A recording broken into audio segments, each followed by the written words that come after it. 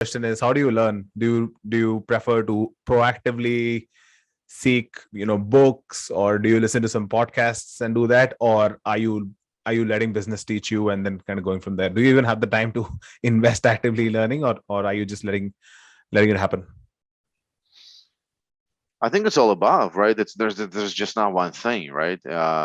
Everything you said, I personally do when I have time, and technology is here, I go to a gym, I put, somebody on my phone, and I listen to, sometimes I listen to music, and sometimes I listen to somebody very smart telling me good advice about life, about work, about different things. So I think it's all above. Um, I think the most important thing is just like I told you about the data. I think it's the same goes to the humans, right?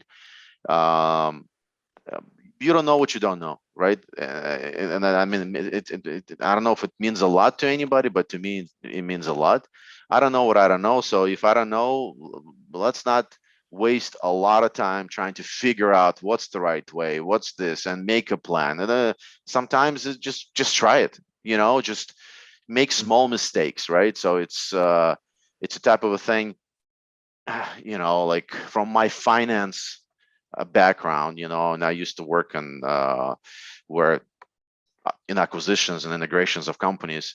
And what I have seen from my experience, if you're a large company and you're trying to get into something different, you're not going to put all your investments into something different. You're going to put a little bit amount of dollars, and maybe you're going to create a joint venture, or maybe you're going to buy 10% of a company or 20% of a company, which is in something different than you do, and you learn and you see what it does.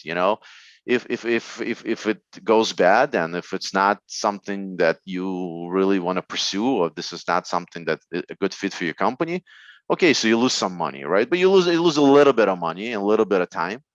But if you find out that this is something very lucrative, or this is a great fit, and it's a new segment or a new product, or a new category where you want to get into, and it's successful, then you go all in, all in or half in, whatever you want to go in. But then you start spending a little bit more money, effort, resources into this particular avenue.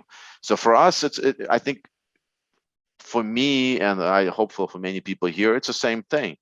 If you don't know what you don't know, so you try it a little bit, you put a little bit of money, a little bit of effort, and you see, and then you start building plans, and then you start building strategies when you have some kind of data, when you have some kind of knowledge about what it is, you know and that's what we have done. It's we almost never say no to new and different things, if they make sense, right, on the surface.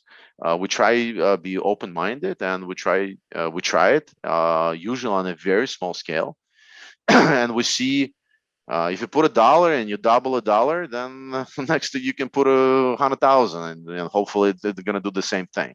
And if you put $1 and you lose $1, okay, you lost $1. So the way you look at it, I saved some money because I didn't put too much into it, right? Right. And